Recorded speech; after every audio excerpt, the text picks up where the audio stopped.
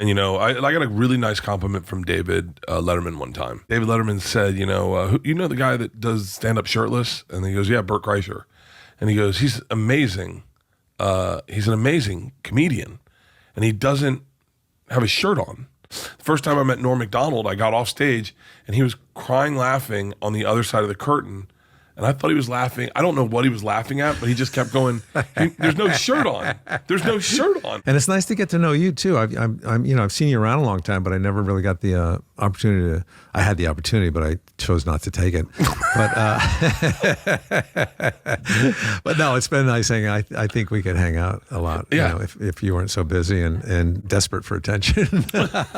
Bart Chisler just had Kevin Nealon on Two Bears, One Cave, and shocker, he somehow turned the whole interview into another therapy session about himself. To his credit, it actually seems like he did research this time and knew Nealon's history, but at the end of the day, the man just can't help but make everything about himself. Nealon, on the other hand, is a national treasure. He was on SNL during its golden era alongside legends like Sandler, Rock, Farley, Spade, and Schneider. And if you've ever seen an Adam Sandler movie, chances are Nealon was in it. Feel the flow, Happy. Feel it. Despite this being his first time on Two Bears, Nealon already knew plenty about Bart, his excessive drinking, his massive ego, and of course his inability to let anyone else have the spotlight. And in case you're wondering, no, Tom wasn't there. At this point, it's pretty clear he's trying to put as much distance between himself and Blurt as humanly possible. My buddy Tom is in Turkey getting a consultation. What kind of hair transplants. Really? Yeah. I'm not sure if Brent was joking about the hair transplants or not, but honestly it wouldn't surprise me. Tom's on Ozempic, doing his best Benjamin Button routine ever since he completely wrecked his arm and leg trying to dunk. Either way, Tom wasn't there again, which means Chisler had even more trouble resisting the urge to make the entire conversation about himself. One of his first questions to Nealon was simple enough, but in classic Blob fashion he asks it, and then immediately answers it himself like he's just having a deep, meaningful conversation with his own reflection. What do you think made you a comedian? Because I have another question, a follow-up question. What do you think made you the comedian that you are? You are maybe the king of deadpan. I am really dry. Dry? And dark, though. I mean, buddy, when I was I was trying to do the math today, and I couldn't do it quick enough. But Subliminal Man, when I was a kid watching that. I saw you take a little moment to figure out how to pronounce that. Subliminal. A lot of people have trouble with that. I'm not a good talker. Subliminal. It was we do impressions of that in 8th grade. Yeah. I mean, Subliminal Man. I want to ask a question because you are. That rolled off your lips, your tongue really well that time. I'm doing it. I'm getting it better. Yeah. On behalf of everyone here, we are so sorry you had to do this with just Bert. So let's talk about me, Bert. Another episode of Bert Talks, the whole time, with Kevin Nealon. Not only did Barf talk the entire time, but whoever's running the YMH YouTube page did Nealon dirty with the episode title, Saturday Night Live Secrets, and Norm Macdonald with Kevin Nealon. Maybe they panicked when they saw the episode barely crack 40,000 views in the first 13 hours and thought, let's slap Norm's name in there. People love Norm. I don't think the original title even mentioned him. Either way, the problem isn't the title, it's that Bland is the solo host. In the next clip, Kreisler brings up Saturday Night Live, a perfect setup for Nealon to share stories from nearly a decade on the show. But nope, instead of letting Nealon talk, Blob immediately hijacks the conversation to explain why he wouldn't want to host SNL. And in classic Bob fashion, he somehow manages to completely contradict himself mid-thought, casually tossing in that he'd actually drop everything, his entire career, just to be a regular on SNL. I've had a couple buddies now host SNL, and we were watching on my bus, watching one of them do it, and everyone's like, Bert, would you do that? My instinct is to say yes, obviously. Yeah, you'd be great. But the second I hosted it, I'd regret it. I'd regret accepting it. Because all that pressure, I do not want. This is the running offer I've put out there a number of times, and if Lauren ever sees this, this is the offer. I will put everything on hold, my entire career. Oh, yeah? Yeah, everything, including the TV show I'm about to start shooting. Put everything on hold to be a cast member for what the lowest pay for one season. They're all the lowest pay. Yeah, it's like how much? They make you sign a deal where they're like, "Yo, it's $700 a week." Yeah, and you sign the deal even before you audition. Who in their right mind would give up touring the country, making millions of dollars a year just to grind it out on SNL for $50K a year, while actually having to work? SNL cast members spend years trying to break out so they can eventually do what Blart already does. But let's be real, Barn isn't actually serious. The man loves spending money, which we'll get into later. But he's not about to trade the private jets and partying for sketch rewrites at 4 a.m. As the podcast goes on, Nealon finally gets a chance to talk about SNL, but of course, Blurb, one of the 250 comedians who think they're changing the game, feels the need to jump in and explain to Nealon what it's like to be a comedian. You know, everybody's trying to please Lauren. You know, you're trying to I wonder if Lauren would like this, even in your regular life. And it never goes away. Like I was buying milk the other day. I said, I wonder if Lauren would like me getting the way I got this out of the counter, out of the cooler, because I kind of pulled it out straight. Maybe I should have taken more time with it. There is a weird thing that's broken in comics, I think, where we do look for approval from someone. And I mean, when I first got in, I was looking for approval from my manager. And I was really? Yeah, because I knew I needed approval from something. I'm talking about this in therapy right now, but I think there's a part of me that needs people to be happy around me. Yes. And I want everyone to be comfortable. Yeah. Like I think I heard you talk about this on Bill Maher, but you were funny to make sure everyone was having a good time or make sure everyone was comfortable. Yeah. I will lie to people and put myself in a bad situation. Like I was just doing this downstairs. You heard me doing it. I have a podcast at 12:30. I have another podcast at 3:30 on this one day. And then a guy said, "Can we meet at 1?" And I went, "Yes," knowing I cannot meet him at 1. I can't. There's no way I can meet him at 1. And it's not going to work on my thing. But he's the most important thing, and I don't want to let him down. But I don't want to let my friends down. So I put myself in bad situations, and that affects everybody else. That's close to you. Yeah. Yeah. And then I just was down there going, can someone just fix this? Can I give you 3 words? Please. Shame on you. I honestly feel bad for anyone who works at YMH Studios. Nadav once said that to survive there, you have to be okay with getting a tongue lashing now and then, and if you're the type to suggest they need a HR department, you're not going to make it. So not only do you have to navigate Benjamin Button Tom, hopped up on testosterone and Ozempic, but you also have to clean up Bart's messes because he lacks the backbone to be honest. When Nealon hit him with the simple shame on you, it sounded polite, but that's actually a harsh Nealon. This guy's just too nice to actually lay into Brent. But you know what he was thinking. In the next clip, we finally get to learn more about Burnt, because it's not like we actually wanted to hear about Kevin Nealon or anything. But back when I started, it was like coming out to my dad as gay. He was like, "You want to do what?" Were you in college? Is that when you first started doing it? Yeah, I did it one time. I was written up in Rolling Stone magazine as the #1 party animal in the country. And I get that. Yeah. And then I said in that article I wanted to try doing stand-up. And so they put on a show. And I closed the show. I did 20 minutes at the end of the night. Never would I do that now. Yeah. But then I just didn't know.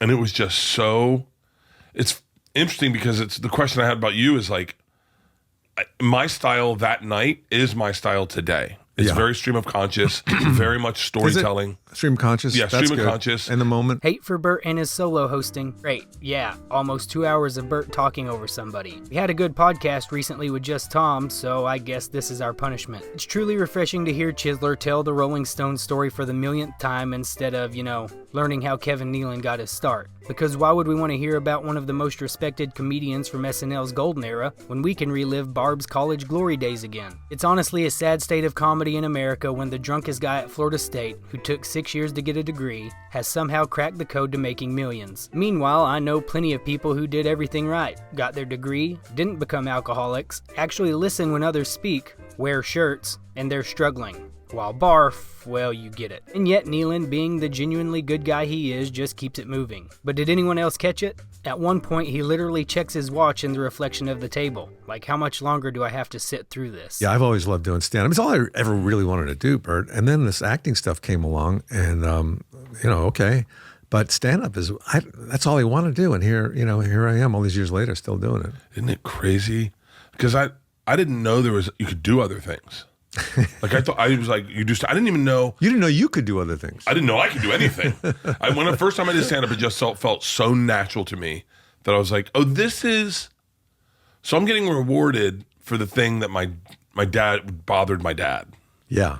I would say things to my dad, at dinner with friends and I was a kid, and my dad would just go, "What the fuck is wrong with you?" I remember one time one of his friends goes, "What did he do for a living, first of all?" He's a lawyer. He still is. Oh. He's a lawyer. He's very proud of me now, but I think understanding me was tough for him. Yeah. Because I just was very different than It was actually entertaining to hear Nealon talk about his career whenever he got the chance. But of course, Blip couldn't help himself. He had to make it all about him. Every time Nealon tried to share something meaningful, Crisco swooped in like, yeah, but me. Honestly, Brent's therapy sessions have turned Two Bears into one of the most painful stretches of the show. I'm an interesting roommate. I bet you are. What will your dad say? My dad.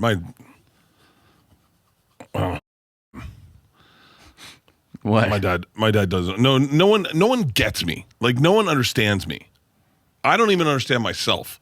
Well, I had like a moment where I difficult. said to Leanne, I was like, am I a narcissist? Yes, Bland, you are a narcissist. It's time to get over the daddy issues. Your dad was a lawyer for Scientology. It couldn't have been that bad. It seems like all your dad wanted was for you to grow up, take responsibility, and maybe, just maybe, not always be the center of attention. But instead, you just kept pissing on the couch. How about stop drinking? I guarantee that would fix your brain. Despite Crimsler dragging the conversation down into a therapy session, Nealon is talented enough to bring levity to the conversation. I'm sure it was fun to go on a podcast and interview the guy who was supposed to be interviewing you. Your dad was kind of tough on you growing up.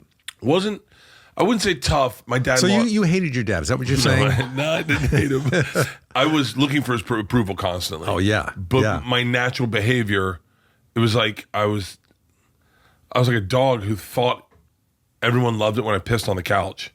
And my dad's like, why won't you stop pissing on the couch? And then one day you get paid for pissing on the couch. You're like, everyone likes it now. I knew a comic, way back when, because I started a long time ago. His name was Ollie Joe Prater. He'd go on stage, he just drinks so much. And eventually he died. Nealon definitely knew more about Blob than he let on. The jab about the comedian who constantly drank and then said, and then he died. That is a hilarious dig at Bob, but also a little friendly reminder. You can't keep doing this forever, buddy. And honestly, if you're one of the people spending your hard-earned money to buy a ticket to see him, you're kind of contributing to the problem. You're allowing him to keep pissing on the couch, fueling the cycle of narcissism and self-obsession. If you think it couldn't get any more cringe, then you underestimate Blurb, because for the millionth time, we get to hear about his health and him trying to convince Nealon he is healthy. I think, I'm trying to figure out because I get my blood work done every 6 months. Transfusions or just? I do. I get IVs twice a week. For real. Do you really? I get two. No, I get IVs. I just got one yesterday. What for? To keep healthy. It was like B12 or something? I get everything. I get a whole bag full, and then I get glutathione. I get NAD shot. Are you serious? Oh yeah. I'm really. You're like Keith Richards. I am. I have a friend. I won't say his name. He was the one that got me on IVs. He gets IVs all the time. You go somewhere to get that No, done? they come to me. So you're doing this to try to stay healthy. Yeah. Are you doing anything else in your life to try to stay healthy? Yeah. I have a trainer. I work out every day. I just bench 325 You look like pounds. you've kind of slimmed down a little bit. Was that like? No. I'm on testosterone. Like I have like a wellness doctor. I have a cardiologist. I'm like super nervous about death. So I do everything to try Do to. you still drink a lot? A lot. Yes. You're not that nervous about death. Have you ever had any heart issues? No. When Nealon asks if he's ever had heart issues, Bartholomew doesn't hesitate for a second before dropping a no, as if he hasn't been on blood pressure meds for years because of his drinking, and let's not forget that he's literally said that his heart problems disappear when he takes a break from drinking during Sober October. Bert Kreischer, newly sober, athlete, resting heart rate of 47. 47. That's pretty crazy, man. I called my cardiologist right after I talked to you guys. Am I dying? I literally was like, hey, Joe Rogan said I'm dying. And he's like, first of all, I respect Joe Rogan, but please don't listen to him about your blood pressure medicine. By the way, I spiraled out.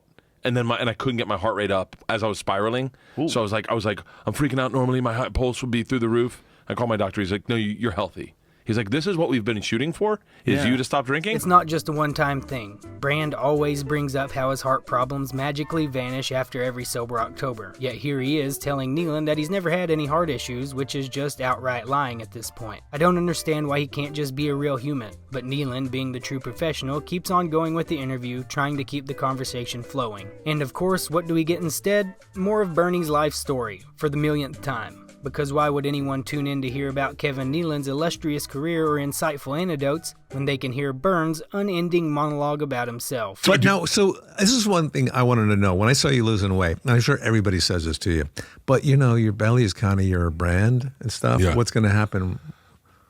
Sadly, I'm not going to be able to get Joe Piscopo ripped. Yeah. Like I've tried. This is when I was younger. That was Are you just- kidding me? That's you on the right? Yeah. Are you serious? Yeah. Dude, you let yourself go. You really did, man. And Tom's girl before and after. This is wild.